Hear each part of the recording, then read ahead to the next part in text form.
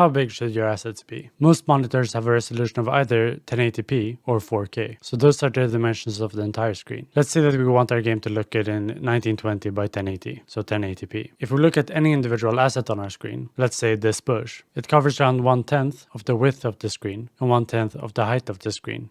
1/10 of the width is 192 pixels, and 1/10 of the height is 108 pixels. So if you want your game to not look like a blurry mess, you need your bush to be at least 192 pixels wide and 108 pixels high. If you have a lower resolution than that, but still keep the bush at the same size, then it's going to be blurry, because you're telling the game to display more information than actually exists. If you have a higher resolution, but still maintain the same size, then you're giving your graphics card more information than it needs. Why is this more information than it needs? Well, if your game and the monitor you're playing on is 1920 by 1080, then that will be the maximum amount of pixels your monitor can physically display. So if your asset is 256 by 512 pixels, but only occupies 1/10 of this screen, then it can't display those pixels. Even if that information is there, your monitor can't show it. So in its most simplest form, to figure out how big your assets need to be, you first decide the resolution of your game by looking at the consoles or screen you want your game to be played on. Then you look at how big you want an asset to be in your game in relation to the screen, and you make a rough estimate for what the pixels dimensions need to be. How do you know how big you want an asset to be in game? Well, the best approach is to probably look at the asset you're creating in relation to your character. A tree is generally going to be quite large, but a bush will be quite small. So creating the asset with the character in mind will generally give you a decent estimate of scale. Is this it? Not quite. The second thing that can be beneficial to stick to is to make your dimensions at powers of 2. So 8, 16, 32, 64, 128, 256, etc. So your height might be 128 pixels and your width 256. This has in the past been a requirement due to graphics limitations. Modern hardware, however, can handle uneven sizes. But it still tends to be faster if your textures maintain at powers of 2, because it's faster for the graphics card to multiply and divide powers of 2. If you're not compressing your textures, then this is less of a thing.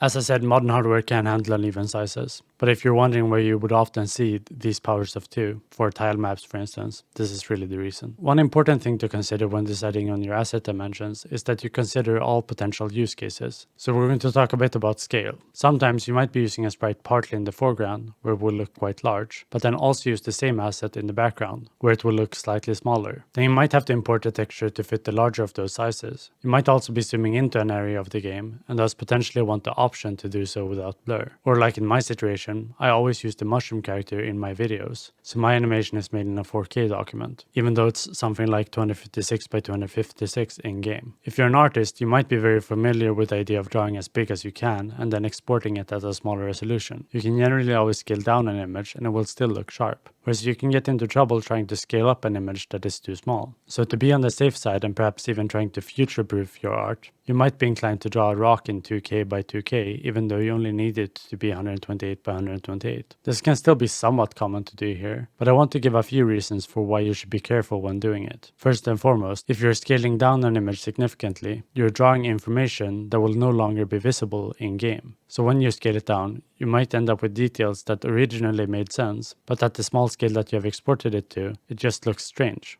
There are also some other issues with scaling, especially if you use line art. If you use line art and you scale your asset, the line art will also be increased. So you get this odd look where some assets look as if they have very thick line art, whereas other assets have very thin. There are also sometimes cases where you might be fine with having an asset that is technically too low resolution. The asset might be obscured. Perhaps you even have some atmospheric perspective and a blur shader to make the background sort of hazy, and now you barely see the asset. Well, then having that asset be a really large texture might actually be a waste of memory. You can barely see it anyway, so reducing the size of that asset might give you some performance boost. Generally, this means that you don't want to scale the assets too much outside of their actual size. Drawing at least closer to the resolution you need it for will generally help you ensure that it looks good at that resolution. The second and perhaps even bigger thing is that a lot of people, or at least me, will generally zoom in and try and ensure that everything looks good. And if I have an asset that is 10 times as big as it will actually look in game, then I'll be making details and fixing mistakes that are never going to be visible in game anyway, which I've done many times in the past and I don't recommend it. All of this means that at its core you kind of want to think about what fits your scene and make a choice that is somewhat close to how it's going to be displayed. And if you want to be on the safe side, then make it twice as big as you need it. Generally, if you go too wrong, you'll notice it. And while it will take time to fix a mistake that you could have prevented, you'll also waste time if you consistently care too much about optimal workflow and never get anything done. Suppose you have an asset that is partly on the screen, but partly hidden, and you walk and discover more more of it. Should this asset now be 2048 pixels tall? Well,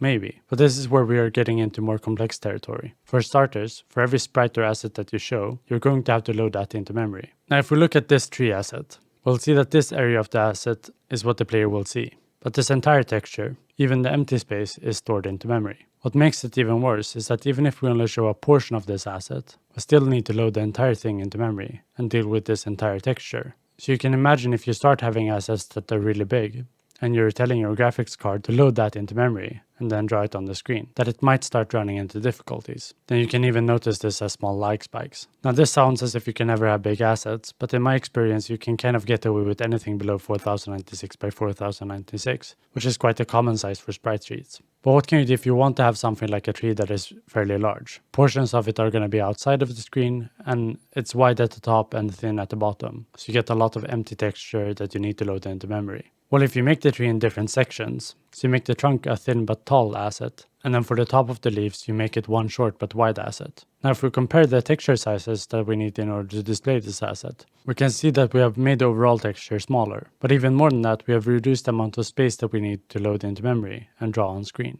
We can go even further. If we look at the leaves here, we have this really quite large texture, but if we instead make this into smaller leaf textures, now it obviously looks a bit different, but if we look at what happens in our engine, we have reduced our memory usage even further. How? Well, since this texture is already in our memory, the graphics card doesn't need to reload that texture into memory several times.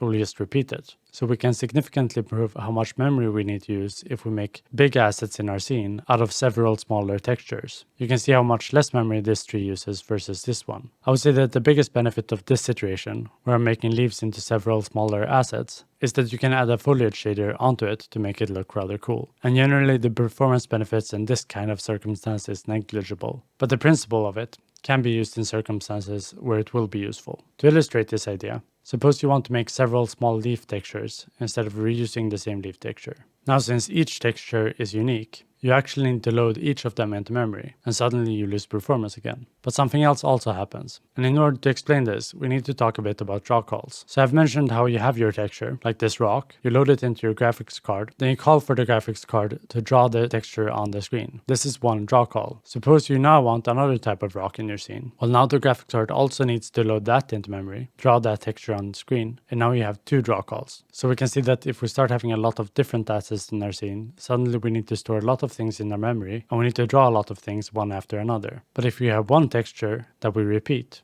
then we load that texture into memory, and we say draw, and we draw the texture at all different locations at once. So we get one tiny texture and one single draw call. Hopefully you're starting to see why a lot of games use the same texture and repeat them. But if all our textures are relatively small and we have a lot of different textures, there will still be a lot of draw calls. Each draw call is small, but it's still a lot of them. So one workaround is to split each of these textures into one image, a sprite sheet or a texture atlas. So now we can pretend that this sprite and this sprite are really the same image, so we can draw them at the same time. Now if our sprite sheet becomes big, then we can potentially even manage large parts of our scene using only one draw call. In essence, this is one of the benefits of using tile maps. It generally organizes everything under one draw call and one sprite renderer. So if you don't want to think too much about asset sizes and performance, a tile map can force you to have performance in mind from the start. Even if you don't want to use a tile map, you still want to avoid empty space in your assets, and make modular assets that are made up of smaller textures that can be reused. This makes it possible to repeat them, and most engines will batch all assets that are similar onto the same draw call and optimize your scene for you. But how this is handled will generally depend on your engine. Being at least a bit familiar with how your engine works will help you be a bit more relaxed in terms of performance. For instance, Godot renders the entire scene in painter's order, so it first paints the backmost layer, then it continues until it paints the foremost layer. Why is this important? Well, it means that there are potential paths of wasted performance to be had. First of all, you know how I mentioned that batching means you can draw the same texture in one single draw call? Well, if you have your texture in the background and then the same texture in the foreground, you can no longer do that. Even though it's the same texture, batching is no longer possible. The reason for this is that the engine will first draw the backmost layer, then it will draw the platforming area,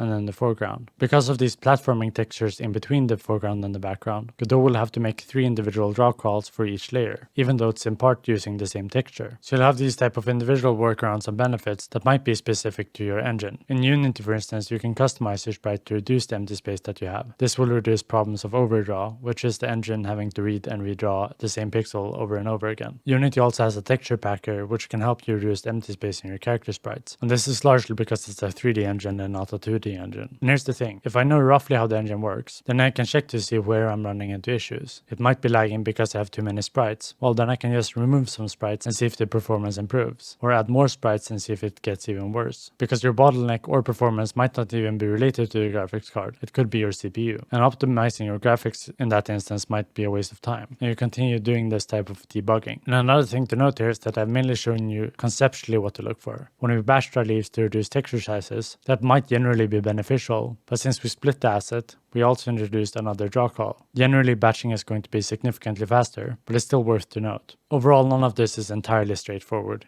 It's a bit playing around and getting a feel for it. Here are some of the important terms that I mentioned, and some that I didn't mention.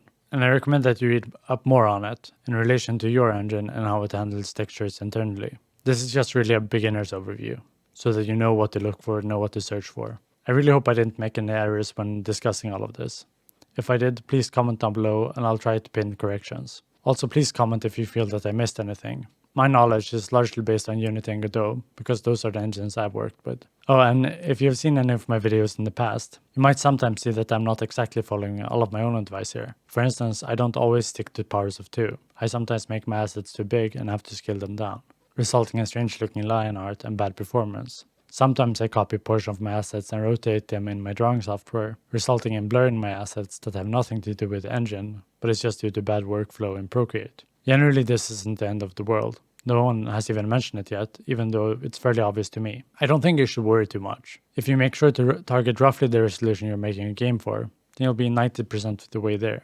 And if you're working with pixel art, then that is in part a whole other can of worms. But Adam's Eunice has a great video on how to get the right canvas size for pixel art, so you should watch that one. It's actually interesting if you're making a high definition game as well. Thanks for watching. Bye.